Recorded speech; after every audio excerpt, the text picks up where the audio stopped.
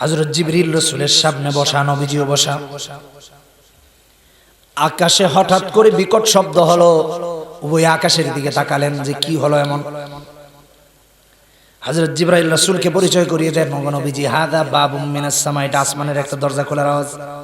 ফুতিহাল ইয়াউম লাম ইফতাহ কাত্তুন ইল্লা লিয়াউম, এই দরজাটা আজকেই খোলা হয়েছে, আজকের আগে আর কোনোদিন আল্লাহ এই দরজা খুলেন নাই।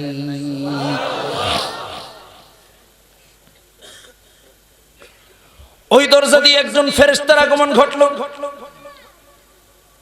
নবীকে এসে সালাম দিলেন।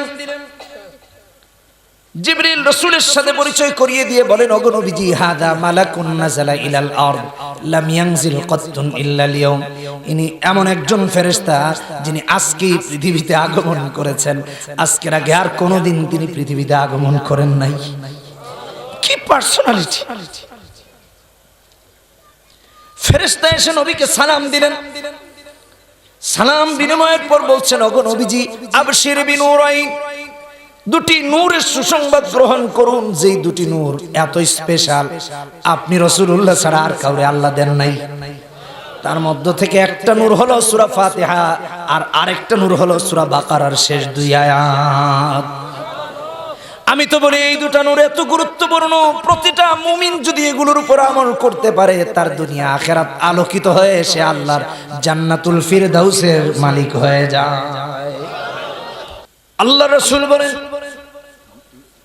আল্লাহর বান্দা বান্দিরা যখন নামাজে দাঁড়িয়ে যায় আলহামদুলিল্লাহি রাব্বিল আলামিন বলে, আল্লাহ আরশ থেকে জবাব দিয়ে বলেন, হামিদানি আবদি।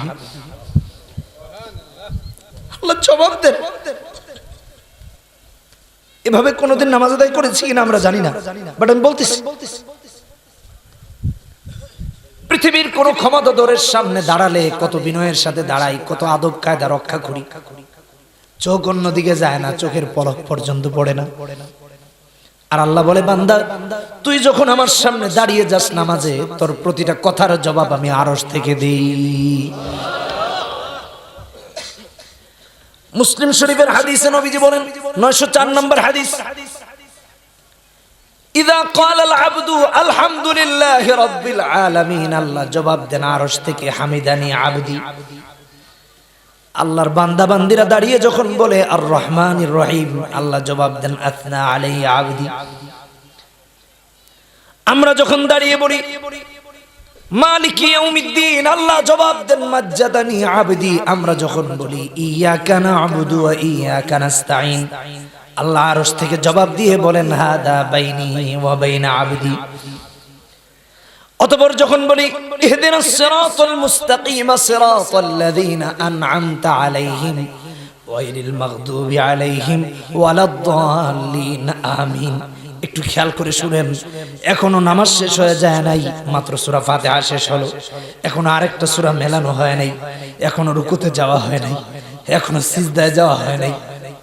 আল্লাহ আরশ থেকে জবাব দিয়ে বলেন, বান্দারে হাদা লিআবদি ওয়া লিআবদি মা সালা, ওরে আমার বান্দা বান্দি, যা যা তুই নামাজে দাঁড়িয়ে চাইলি, আমি আল্লাহ তোর সব চাওয়া কবুল করে নিলাম। তাফসীর রুহুল মাআনি এবং রুহুল বায়ান এসেছে,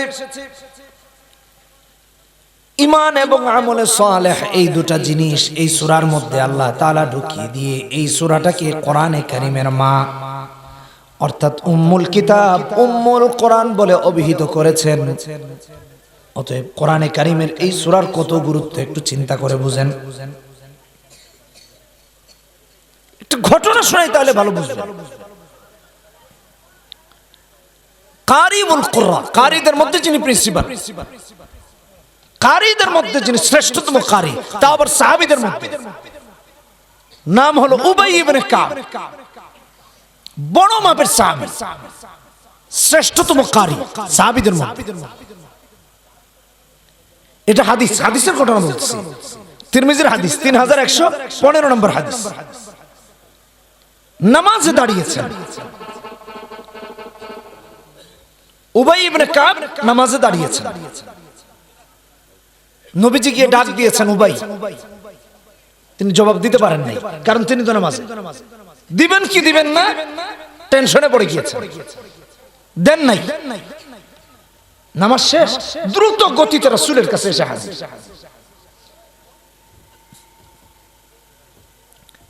আসসালামু আলাইকা ইয়া রাসূলুল্লাহ, আসসালামু আলাইকা ইয়া হাবিবাল্লাহ। ওগো নবীজি, আপনি আমাকে ডেকেছিলেন, আমি নামাজে ছিলাম। নবীজি প্রশ্ন করলেন, মা মানাকা ইয়া উবাই আন তুজিবানি ইদ দাউতু। উবাই রে, তোমাকে যে আমি ডাকলাম, কোন জিনিস তোমাকে আমি রাসূলুল্লাহর ডাকে সাড়া দিতে বাধা দিল বল? উবাই ইবনে কাব বলেন, ওগো নবীজি, ইন্নী কুনতু ফিস সালাহ, আমি নামাজে ছিলাম, এইজন্য আপনার ডাকে সাড়া দিতে পারি নাই। নবীজি বলেন, উবাই তুমি কি জানো না আল্লাহ রাব্বুল আলামিন কোরআনে কারীমের মধ্যে উল্লেখ করেছেন, ইয়া আইয়ুহাল্লাযীনা আমানুস্তাজীবু লিল্লাহি ওয়া লির-রাসূলি ইযা দাআকুম লিমা ইউহয়িকুম। হে ঈমানদারেরা, আল্লাহ এবং তার রাসূল যখন তোমাদেরকে কোনো প্রাণবন্ত কাজের দিকে ডাকেন, দুনিয়ার সমস্ত কাজ, সমস্ত ব্যস্ততা ফেলে দিয়ে আল্লাহর তার রাসূলের ডাকে সাড়া দেওয়া ওয়াজিব হয়ে যায়। ঈমানদারদেরকে বলেছেন, বেঈমানকে বলেন নাই। উবাই ইবনে কাব বললেন, ইয়া রাসূলুল্লাহ, আর কখনো হবে না, আপনি ডাকবেন আর আমি জবাব দিব না, এটা আর হবে না। নবীজি আবার প্রশ্ন করলেন, উবাই, তুহিব্বু আন উআল্লিমাকা সূরাতান লাম ইয়ানজিল ফিত তাওরাতি ওয়ালা ফিল ইনজিলি ওয়ালা ফিজ জাবুরি ওয়ালা ফিল কোরআন। তুমি কি চাও তোমাকে এমন একটা সূরা শিক্ষা দেই যে সূরার মতো সূরা তাওরাতে নাই, ইনজিলে নাই, জাবুরে নাই, এমন কি কোরআনে কারীমের মধ্যেও খুঁজে পাবা না, আরেকটা পাবা না। এমন একটা সূরা তোমাকে শিক্ষা দিতে চাই, তুমি শিখবা? তিনি বললেন, জি হ্যাঁ ইয়া রাসূলুল্লাহ, শিখতে চাই। নবীজি আবার বলছেন, উবাই, কাইফা তাকরাউ ফিস সালাহ, সালাতে তুমি কি পড়ো? তিনি বললেন, উম্মুল কোরআন ইয়া রাসূলুল্লাহ, কোরআনে কারীমের যে মা সূরা, সূরা আল ফাতিহা। এত আস্তে সুবহানাল্লাহ। আরে হাদিস দিয়ে উম্মুল কোরআন, যে উম্মুল কিতাব, এই সূরা, এটা বোঝায় হাদিসের ঘটনা। নবীজি আবার বলেন, উবাই শোনো, ওয়াল্লাযী নাফসি বিয়াদিহি মা উনজিলাত ফিত তাওরাতি ওয়ালা ফিল ইনজিলি ওয়ালা ফিজ জাবুরি ওয়ালা ফিল কোরআনি মিথলুহা ওয়া ইন্নাহা সাবউল মাসানি ওয়াল কোরআনুল আযীম। ওই সত্তার কসম করে বলছি, যার হাতে আমি রাসূলুল্লাহর প্রাণ, আল্লাহ রাব্বুল আলামিন সূরা ফাতিহার মতো একটা সূরা তাওরাতে দেন নাই, ইনজিলে দেন নাই, জাবুরে দেন নাই, এমন কি কোরআনে কারীমের মধ্যেও আরেকটা সূরা, সূরা ফাতিহার মতো আমার আল্লাহ তাআলা দেন নাই। কসম করে বলেছেন। এই হাদিস বা এই ঘটনা থেকে দুটো শিক্ষা, খেয়াল করে শুনেন, কান খাড়া করে শুনেন। তার মধ্যে এক নম্বর শিক্ষা হলো, এই সূরা সহিহ করে পড়তে পারা শেখা। মাদ্রাসায় পড়েনি অথবা আলেম না, আলেমা না, এই শ্রেণীভুক্ত মানুষগুলোর মধ্যে শতকরা 9 অর্থাৎ 99.99% মানুষ সূরা ফাতিহা সহিহ করে পড়তে পারে না। খোঁজ নিয়ে দেখেন, খোঁজ নিয়ে দেখেন, আল্লাহর কাছে কি জবাব দিব? রাসূলুল্লাহ যে সূরার গুরুত্ব কসম করে বললেন, উম্মত বুঝতে পারে নাই।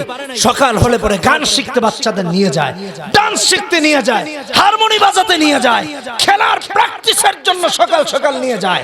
ছেলে ঝিমাচ্ছে, রিকশায় বসে, গাড়িতে বসে, বাবার মোটরসাইকেলে বসে, বাবার কোলে বসে, মায়ের কোলে বসে, মাও ঝিমাচ্ছে, চোখগুলো ঘুমে ফুলে আছে, লাল হয়ে গিয়েছে। বাচ্চাকে কষ্ট করে করে মাদ্রাসায় না নিয়ে, মক্তবে না নিয়ে, কোরআন শিক্ষা না দিয়া গান শিখায়, ডান্স শিখায়। এরা আর যাই হোক, আল্লাহর রাসূলের আশিক মুমিন বান্দা বান্দি হতে পারে না। বান্দা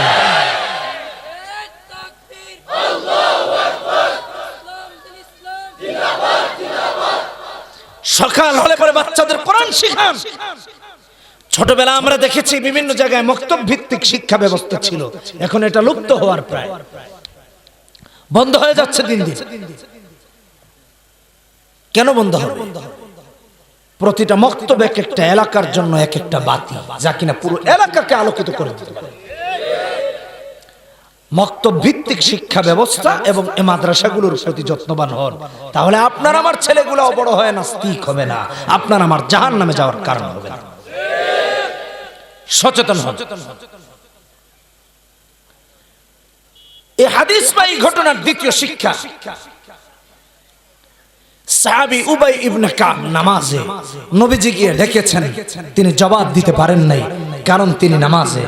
রাসূলুল্লাহর কাছে আসার পর নবীজি এই আয়াত শোনায়া দিলেন, ইয়া আইয়ুহাল্লাযীনা আমানুস্তাজীবু লিল্লাহি ওয়া লির-রাসূলি ইযা দাআকুম লিমা ইউহয়িকুম। উবাই ইবনে কাব বললেন, হে আল্লাহর রাসূল, আর কখনো হবে না, আর কখনো হবে না। ইয়া আইয়ুহাল্লাযীনা আমানু, ইয়া আইয়ুহাল্লাযীনা আমানু। কোরআনে ইয়া আইয়ুহান নাস আছে, কিন্তু আল্লাহ এখানে ইয়া আইয়ুহান নাস বলেন নাই। আল্লাহ কাফেরকে ডাকেন নাই, বেঈমানকে ডাকেন নাই, নাস্তিককে ডাকেন নাই, বামপন্থীকে ডাকেননি, আরামকে ডাকেননি, কাফের মুশরিককে ডাকেননি, অথবা আমভাবে সাধারণত সমস্ত মানুষকেও ডাকেন নাই। ইয়া আইয়ুহাল্লাযীনা আমানু বলেছেন, ইয়া আইয়ুহাল্লাযীনা আমানু বলেছেন, হে ইমানদারদেরকে ডেকে বলেছেন, যারা কালেমাওয়ালা তাদেরকে বলেছেন, যারা লা ইলাহা ইল্লাল্লাহ পড়েছে তাদেরকে বলেছেন, যারা আল্লাহ আল্লাহ রাসূলের উপর, কোরআনের উপর, ফেরেশতাদের উপর, আখিরাতের উপর ঈমান এনেছে তাদেরকে বলেছেন, ইয়া আইয়ুহাল্লাযীনা আমানু ইস্তাজীবু লিল্লাহি ওয়া লির-রাসূল।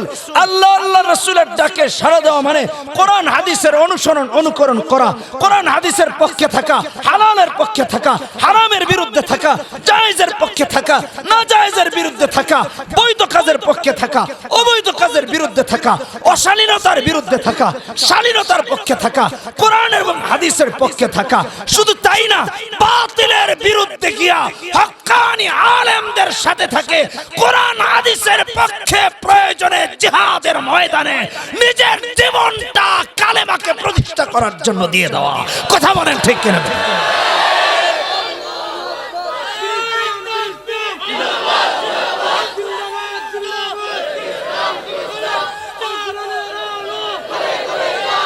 يا أيها الذين آمنوا استجيبوا لله وللرسول إذا دعاكم لما يحييكم।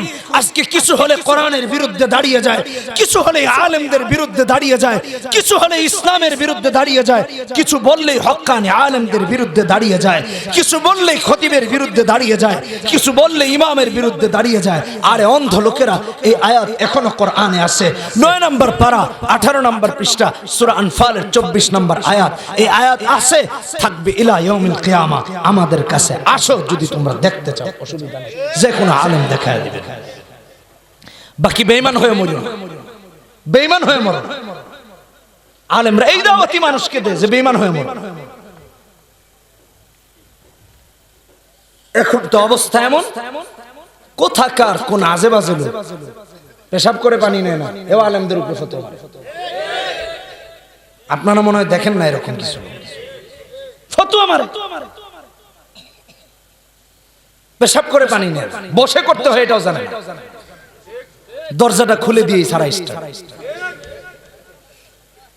তারপরে ডানে বামে দুইটা থাপ্পড় থুপ্পড় দিয়া শান্তিতে থাক। নামাজের সময় তাবলীগের ভাইরা গিয়া ডাকে, ভাই চলো নামাজে, ভাই পেন ভালো, পেন ভালো, তুই থাপ্পড় দিলে পেন ভালো থাকবে। আজীব অবস্থা। এও না কেবল ফতোয়া মারে আলেমদের। মুখ সামনে কথা বলতে হবে, ঈমান চলে যাবে। কোন আলেম বা কোন সাধারণ মানুষও যদি কোরআনের কথা বলে আর কেউ যদি কাউন্টার দিয়ে কোরআনের বিরুদ্ধে অবস্থান করে, তার ঈমান চলে যাবে। সো বি কেয়ারফুল, সাবধান হন। আমি এই ব্যাপারে আরেকটা হাদিস শোনাই, বুখারী শরীফের হাদিস, 5007 নম্বর হাদিস। কান খাড়া করে মনোযোগ দিয়ে শুনেন, অপব্যাখ্যা করবেন না, এগুলো হাদিস, ঈমান নষ্ট হয়ে যায়। কিচ্ছু লাগবে না, কিচ্ছু লাগবে না, যা আছে এমনি থাক, শান্তিতে আছে। বুঝার জন্য বলতেছি, সময় অল্প, কথা বলে নষ্ট করা যাবে না। বুখারী শরীফের হাদিস, নবীজির একজন সাহাবী আবু সাঈদ খুদরি রাদিয়াল্লাহু তাআলা আনহু, বড় মাপের সাহাবী। খেয়াল করে শুনেন, সফরে তো এক জায়গায় অবস্থান করেছেন, একটা মেয়ে দৌড়ে দৌড়ে এসে বলছে, আপনাদের মধ্যে কেউ ঝাড়ফুঁক পারেন? বলে কেন? বলছে, আমাদের বাড়ি ঘরে পুরুষ মানুষরা নাই, সব হাটে বাজারে গিয়েছে। এখন কি হয়েছে? বলে, আমাদের যিনি নেতা, যিনি সর্দার, যিনি লিডার, তাকে সাপে কামড় দিয়েছে, সাপ দংশন করেছে, যেন ঝাড়ফুঁক করতে হবে। বুখারী শরীফের 5007 নম্বর হাদিসে এসেছে, নবীজি বলেন, হযরত আবু সাঈদ খুদরি রাদিয়াল্লাহু তাআলা আনহু বর্ণনা করেন, কুন্না ফি মাসিরিন লানা ফানাজালনা ফাজাআত জারিয়াতুন ফাকালাত ইন্না সাইয়্যিদাল হায়্যি সালিম। নেতাকে সাপে কামড় দিয়েছে, কেউ ঝাড়ফুঁক পারো? নবীজির একজন সাহাবী বললেন, চলো আমাকে নিয়ে। নবীজির একজন সাহাবী তার সাথে সাথে করে গেলেন, বাকিরাও তার সাথে সাথে গেলেন। নেতার সামনে গিয়ে হাজির, নেতাকে দেখলেন, সূরা ফাতিহা পড়ে, আল্লাহর উপর ভরসা করে সূরা ফাতিহা পড়ে ঝাড়ফুঁক করে দিলেন। ঝাড়ফুঁক করে দিতে দেরি হয়েছে, সাপের বিষগুলো পানিতে রূপান্তরিত হতে দেরি হয় নাই, শিফা পেয়ে গিয়েছে।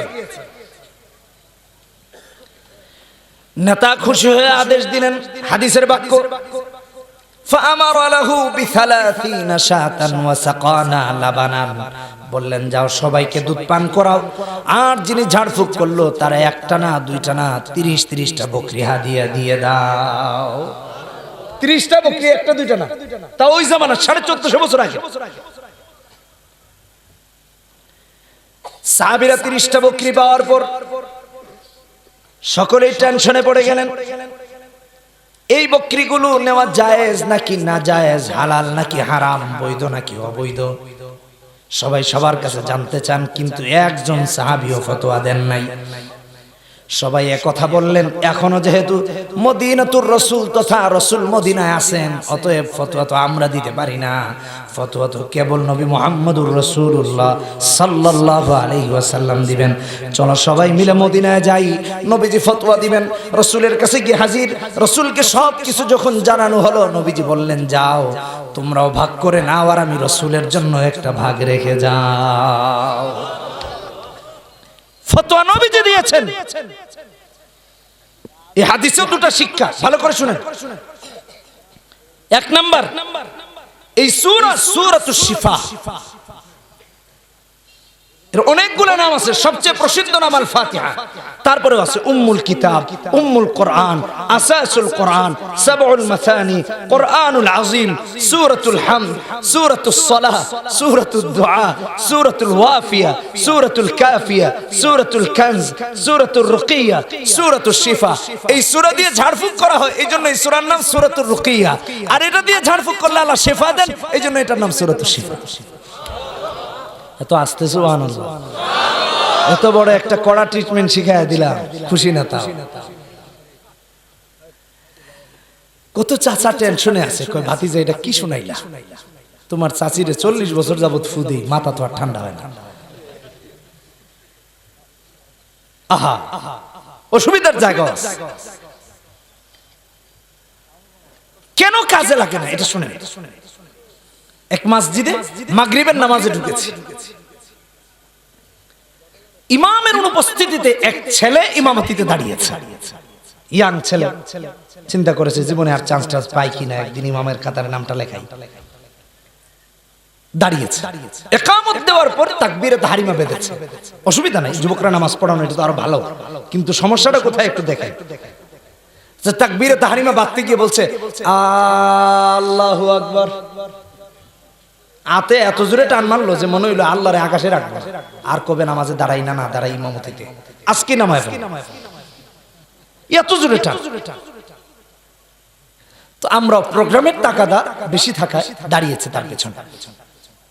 এখন আতে এত জোরে টান মারলো যে তাকবীরে তাহরিমা বেঁধেও বিপদে পড়ে গেছে, ছাড়বো না রাখবো। চিন্তা করলাম আল্লাহ সূরা ফাতিহাটা একটু দিই, তারপরে বোঝা যাবে ছাড়বো না ধরবো। সূরা ফাতিহায় কি অবস্থা গিয়ে পড়তেছে, আলহামদুলিল্লাহি রাব্বিল আলামিন আর রহমানির রহিম মালিক ইয়াউমিদ্দিন ইয়াকা না'বুদু ওয়া ইয়াকা নাস্তাঈন ইহদিনাস সিরাতাল মুস্তাকিম সিরাতাল লাযিনা ইন্না লিল্লাহি ওয়া ইন্না ইলাইহি রাজিউন। আল্লাহ যদি মাফ না করে তাহলে ওর মাথায় মুগট দিয়ে একটা বাড়ি দেওয়া দরকার ছিল আগে পেছন থেকে, বলে ছাগল কাইগা। মুসলমান বিয়ার বয়স হয়ে গেছে, সূরা ফাতিহাটা শুনে, সূরা ফাতিহাটা শুনে নামাজ ছেড়ে দিয়ে পিছনে এসে আলাদা নামাজ পড়েছি। আমাদের অত সময় নাই তো যে তার সাথে 3 রাকাতের সময় পার করে আবার দৌড়াইতে হবে, নামাজ তো হবে না পিছনে। নামাজে চিরা বিক্রি শুরু করছে, এদিন আর চিরা তার মুস্তাকিম নাকি চিরা কাঁথা কোথায় ঠিক করতেছে আল্লাহ জানে।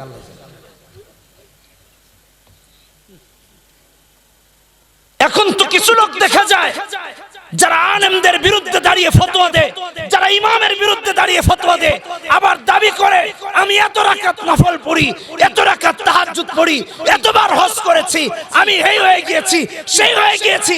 আরে এদের তিলাওয়াতের অবস্থা এই ইমামের মতো। কথা বলেন ঠিক কিনা বেঠিক? অতএব খবরদার, কোরআন সহি না করে ইসলামের জ্ঞান না রেখে আলেমের ব্যাপারে কথা বলতে আসবে না, কথা বলতে আসবে না, কথা বলতে আসবে না।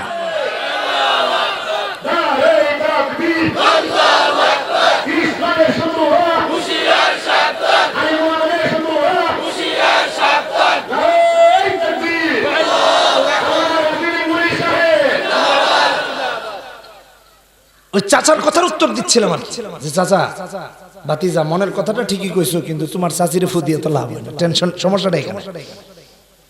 ফাতিহা তো সহি নেই, ফু কাজে আসবে কি? তার নামাজই তো হয় না, একদিন নামাজও তো হয়, নামাজ সহি করতে হবে। কথা বলেন ঠিক কিনা বেরি? আর তার জন্য কোরআনে কারীমকে সহি করতে হবে, এর বিকল্প কিচ্ছু নাই। আলেমরা আছেন এখানে, বিজ্ঞ বিজ্ঞ আলেম, তাদের কাছ থেকে জেনে নেবেন আমি ভুল বললাম না সঠিক বললাম। এই হাদিসের দ্বিতীয় শিক্ষা, সাহাবায়ে কেরাম নতুন বিষয় নিয়ে মাসআলাগত বিভেদে পড়েছেন, নিজেরা ফতোয়া দেন নাই, নবীজির কাছে গিয়েছেন, ইয়া রাসূলুল্লাহ এর সমাধান কি? নবীজি ফতোয়া দিয়েছেন। এখন নবী নাই, সাহাবীও নাই, কিন্তু আল্লাহ বলেছেন আমিনু কামা আমানান নাস, সাহাবীদের মতো ঈমান আনতে বলেছেন কোরআনের আয়াত। আমরাও সাহাবীদের মতো ঈমান আনতে চাই। কথা বলেন ঠিক কিনা বেঠিক? আমার কলিজার টুকরা ভাইয়েরা খেয়াল করে শুনেন, সাহাবায়ে কেরাম নবীকে রেখে নিজেরা ফতোয়া দেন নাই, বিপদে পড়েছেন তো রাসূলের দরবারে গিয়ে হাজির হয়ে গিয়েছেন, সমস্যায় পড়েছেন তো রাসূলকে অবগত করিয়েছেন, রাসূল ফতোয়া দিয়েছেন। আজকে সাহাবীরা নাই, সাহাবীর অনুসরণকারী মুমিনরা আছে, আমিনু কামা আমানান নাসের প্রতিচ্ছবিরা আছে। নবী নাই, নবীর ওয়ারিস হক্কানি উলামায়ে কেরাম আছেন, হক্কানি উলামায়ে কেরাম আছেন।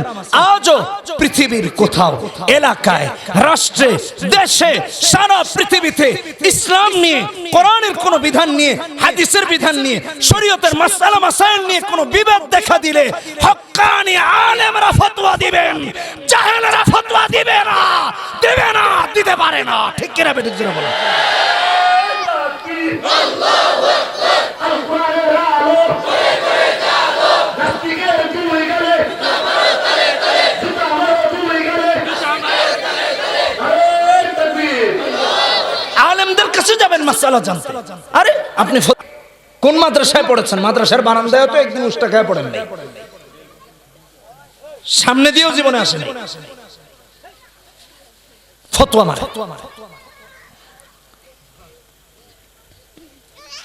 এই সূরাটা এত গুরুত্বপূর্ণ, আরেকটা হাদিস দিয়ে শোনাই। মুসলিম শরীফের হাদিস 1913 নম্বর হাদিস। হযরত জিবরিল রাসূলের সামনে বসা, নবীজিও বসা। আকাশে হঠাৎ করে বিকট শব্দ হলো, ওই আকাশের দিকে তাকালেন যে কি হলো এমন। হযরত জিবরাইল রাসূলকে পরিচয় করিয়ে দেন, নবীজি হাদা বাবুম মিনাস সামা, এটা আসমানের একটা দরজা খোলার আওয়াজ। ফুতিহাল ইয়াউম লাম ইফতাহ কাত্তুন ইল্লাল ইয়াউম, এই দরজাটা আজকেই খোলা হয়েছে, আজকের আগে আর কোনোদিন আল্লাহ এই দরজা খুলেন নাই।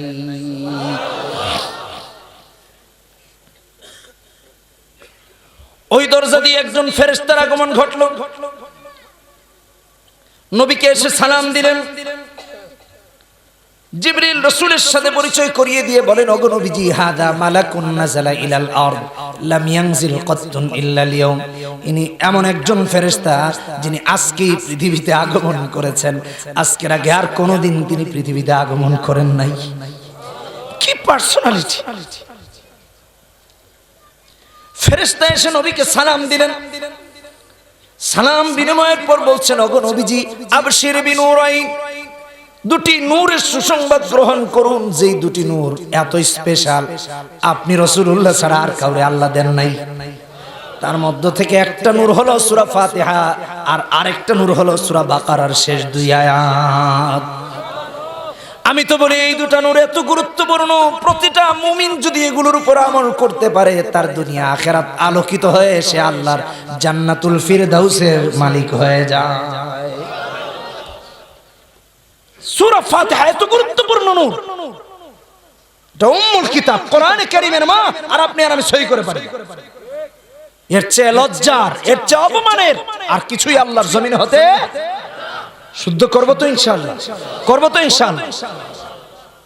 আল্লাহ তৌফিক দান করুন, বলেন আমিন। কথাগুলো কম হলেও মৃত্যু পর্যন্ত কাজে লাগায়, শিক্ষা নেওয়ার, সবক নেওয়ার।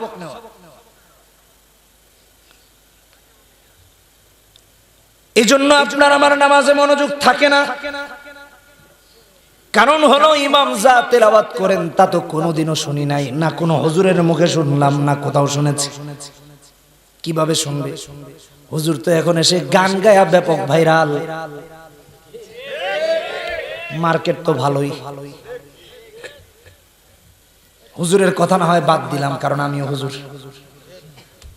বাকি আপনাদের কথা বলি, যারা কোরআনের কথা বলে না, হাদিসের কথা বলে না, বরং এসে অভিনয়, নাটক আর গান গায়, এমন কোন আলেমকে যদি আপনারা দাওয়াত দেন, তাহলে আল্লাহর কাছেও জবাব দেওয়া লাগবে, এত সন্দেহ নাই। কেন দাওয়াত দেন? গান শুনতে? তো শিল্পী না শুনে কোরআনের মঞ্চটাকে পবিত্র করছেন কেন?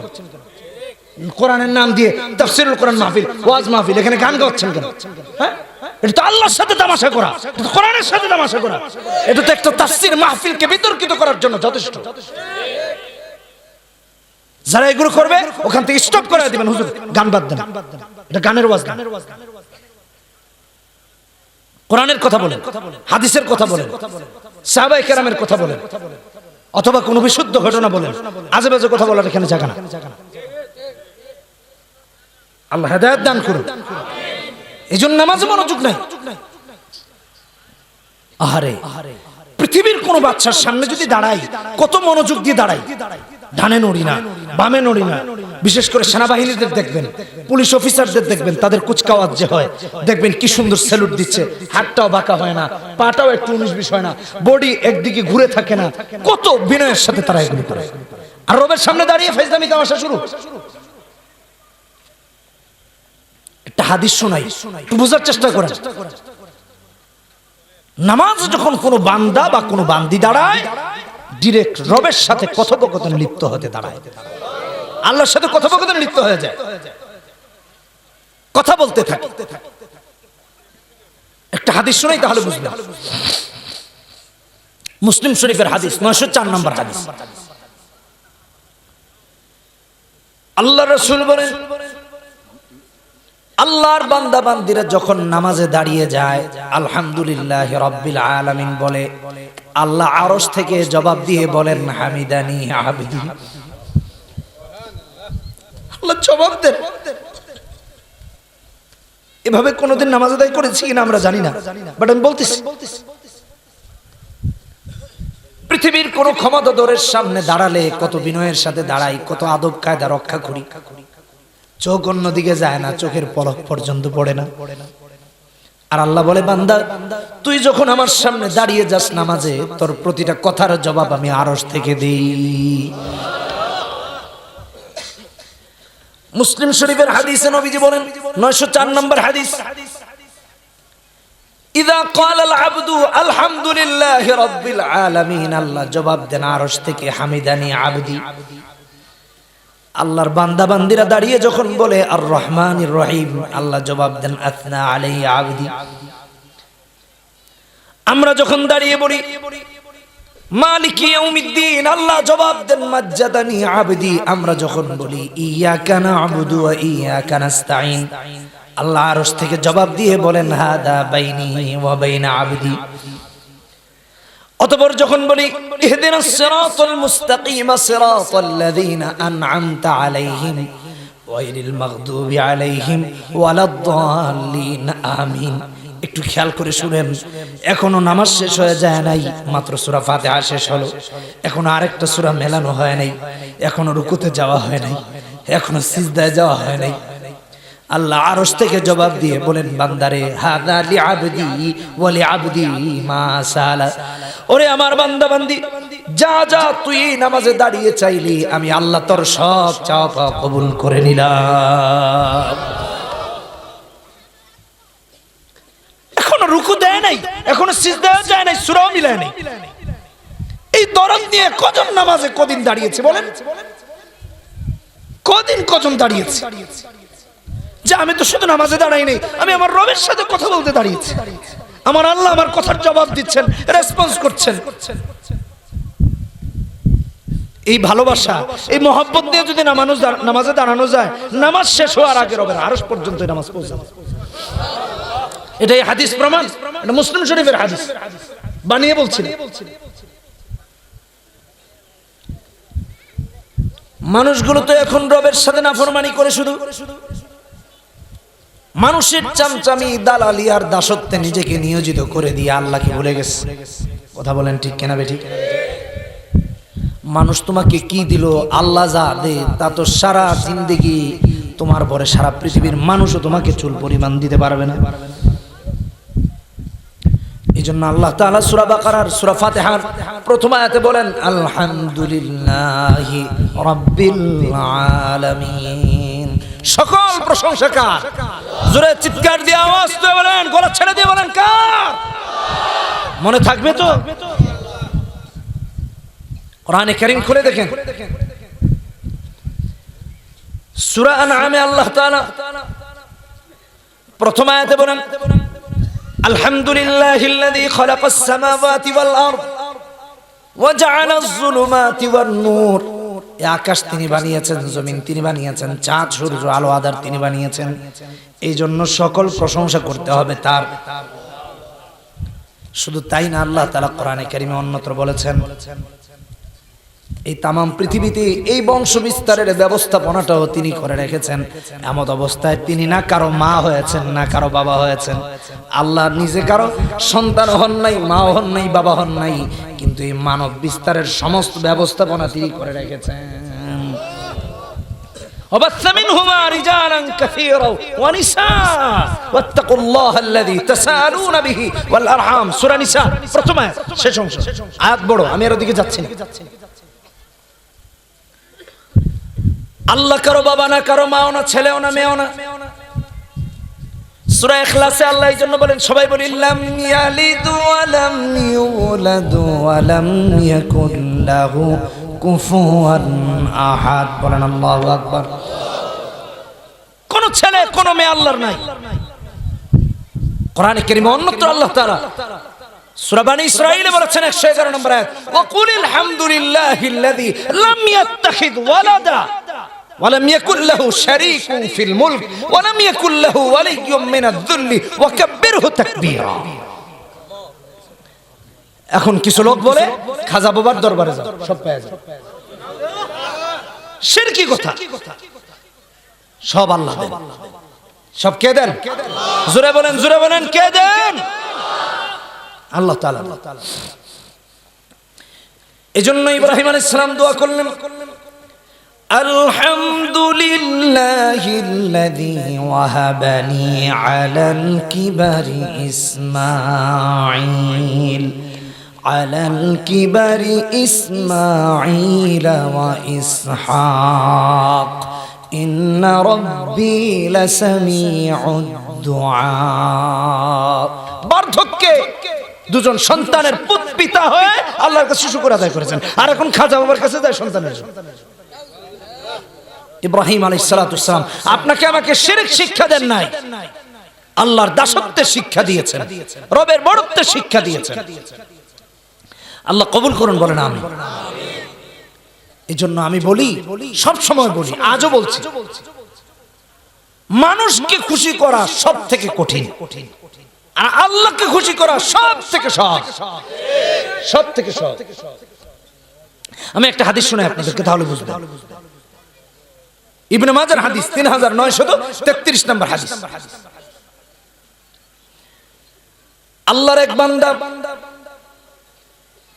আল্লাহর গুণকীর্তন করতে গিয়ে নতুন বাক্য ব্যবহার করে বলছে, ইয়া রাব্বি লাকাল হামদ কামা ইয়ানবাগি লিজালালি ওয়াজহিকা ওয়া আযীমি সুলতানিক। ফেরেশতারা আশ্চর্য হয়ে গেলেন, এত সুন্দর বাক্য দিয়ে রবের প্রশংসা তো আর কোনোদিন শুনি নাই। তার আমলনামায় কত নেকি লেখা যায়, কি পরিমাণ নেকি লেখা যায়। ফেরেশতারা আল্লাহর শরণাপন্ন হয়ে বলে, আল্লাহ, তোমার এক বান্দা এত সুন্দর বাক্য দিয়ে তোমার প্রশংসা করেছে, তার আমলনামায় কি নেকি লিখবো জানি না, কত পরিমাণ লেখা হবে তাও ধারণা নাই। আল্লাহ জানতেন, কারণ তিনি আলিমুল গায়ব, আল্লামুল গায়ুব, আলিমুন হাকিম, আলিমুন খবীর, সামিউন আলিম, আলিমুন বিদাতিস সুদূর। আল্লাহ সব জেনেও ফেরেশতাদেরকে প্রশ্ন করেন, আমার বান্দা কি বলে আমার প্রশংসা করেছে, একটু শোনাও তো দেখি। ফেরেশতারা বলে, আল্লাহ বলেছে, ইয়া রাব্বি লাকাল হামদ কামা ইয়ানবাগি লিজালালি ওয়াজহিকা ওয়া আযীমি সুলতানিকা। জোরে কোন সুবহানাল্লাহ। আল্লাহ বলেন, যাও, তার আমলনামায় পরিমাণ আর পরিমাপ দিয়ে কোনো নেকি লিখতে হবে না, বরং এই বাক্যটাই লিখে রেখে দাও, আমি এত খুশি হয়েছি, হাসরে আমি নিজ কুদরতি হাতের প্রতিদান তাকে দিয়ে আমি তার জান্নাতি বানায় দিব। আল্লাহ এত খুশি হয়েছেন। আমরা মানুষের দাসত্ব আর মানুষের গোলামি বাদ দিয়া যদি আল্লাহর গোলাম হতে পারি, আল্লাহ তাআলা খুশি হয়ে যাবেন। এখন তো অবস্থা এমন, নেতার পিছনে ঘুরে, বড় ভাইয়ের পেছনে ঘুরে, সিনিয়র পিছনে ঘুরে, বসের পিছনে ঘুরে, একটা গুল্লি সিগারেট আর যদি এক কাপ চা খাওয়াইতে পারে তাহলে সব শেষ। আপনার চরিত্র পুরো ফুলের মতো পবিত্র। এই ঠিক কিনা বেটি? রবের দাসত্ব কেন করছো না? রব তো তোমার প্রতি সেকেন্ডের অক্সিজেনের ব্যবস্থা করেছেন। যদি কিনতে হতো 14 গোষ্ঠীর সম্পত্তি বিক্রি করে 10 বছর বাঁচতে পারতেন। যেন আল্লাহকে খুশি করতে হবে। বলেন কারে? আরো জোরে বলেন কারে? রাজি আছেন তো ইনশাআল্লাহ? রাজি আছেন তো ইনশাআল্লাহ? আল্লাহ কবুল করুন, বলেন আমিন। আর রহমানির রহিম, তিনি অত্যন্ত দয়ালু, মেহেরবান। আল্লাহর চেয়ে আর দয়ালু কেউ আছে? জোরে বলেন আছে? নাই। তাহলে আল্লাহর দয়ার প্রতি আমাদেরকে মনোযোগী হতে হবে, যে আল্লাহর দয়া কিভাবে পাওয়া যায়। দুনিয়াতে যদি আল্লাহকে খুশি করতে পারি, আখিরাতে আল্লাহ তাআলা আপনাকে আমাকে জান্নাতের বিনিময়ে সন্তুষ্ট করে দিবেন। মালিকি ইয়াউমিদ্দিন, রবের সামনে দাঁড়িয়ে বলি, মালিকি ইয়াউমিদ্দিন, আল্লাহ বিচার দিবসের মালিক তুমি। আবার চুরিও করি, ডাকাতিও করি, জানাও করি, কিভাবে সম্ভব? বিচার দিবসের মালিক কে? জোরে বলেন কে?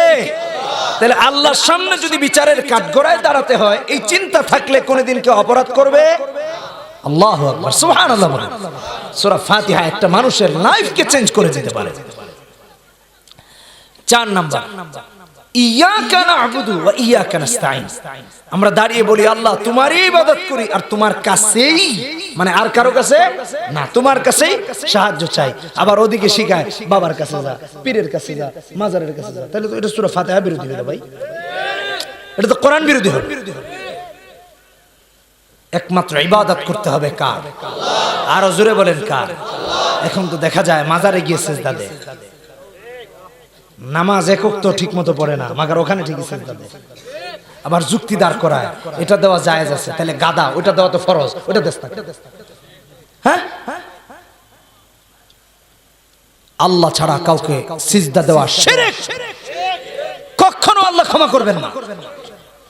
যারা এই কথা বলে গায়রুল্লাহর দরবারে বা কোন পীরের দরবারে, মাজারে অমুক জায়গায় গেলে খালি হাতে ফিরে আসে না, এই না সেই না, এগুলো কুফরি বক্তব্য। যে বলেছে তার ঈমান চলে গিয়েছে। কালেমা পড়ে মুসলমান হওয়া লাগবে, কালেমা পড়ে মুসলমান হওয়া লাগবে। এটা কোরআনে কারীমের সমাবেশ, মাহফিল, মঞ্চ, এখানে শিরকি বক্তব্য কোনোদিন গ্রহণযোগ্য হওয়ার কথা না। এগুলো পরিত্যাজ্য, পরিহারযোগ্য। আল্লাহ আমাদের কবুল করুন, বলেন আমিন। তারপর নামাজে দাঁড়িয়ে বলে ইহদিনাস সিরাতাল মুস্তাকিম, হে আল্লাহ সিরাত মুস্তাকিমের পথে চালাও। আল্লাযীনা আন'আমতা আলাইহিম, যাদের উপর তুমি নিয়ামত দিয়েছো তাদের পথে চালাও। গায়রিল মাগদুবি আলাইহিম ওয়ালাদ-দাল্লিন, আমিন। আল্লাহ যাদের উপর তোমার রাগ খুব, ওদের পথে চালাইও না। অথচ সারা দিন চলে ওদের সাথে। সালাম ফিরানোর আগে কয় শয়তানরে, কয় বস কই আছেন আপনি, এদিকে আসেন। বলে হুজুর আসলে কি শয়তানটা দেখা যায়? কিছু মানব রূপী আছে না, কথা বলেন না। আল্লাহু আকবার, আল্লাহ হেফাজত করুন বলেন আমিন। ভালো মানুষের সঙ্গী হব তো ইনশাআল্লাহ, নেককারদের সাথী হব তো ইনশাআল্লাহ, অপরাধ থেকে বিরত থাকবো তো ইনশাআল্লাহ। কে কে থাকবো হাতটা তুলে আল্লাহকে একটু দেখায় নেই, বলেন হে আল্লাহ ওয়াদা করছি মৃত্যু পর্যন্ত কোরআন সুন্নাহ অনুযায়ী চলবো। হে আল্লাহ আমাদের এই ওয়াদা মৃত্যু পর্যন্ত বাস্তবায়ন করার তৌফিক দান করুন, বলেন আমিন। আরো জোরে চিৎকার দিয়ে বলেন আমিন।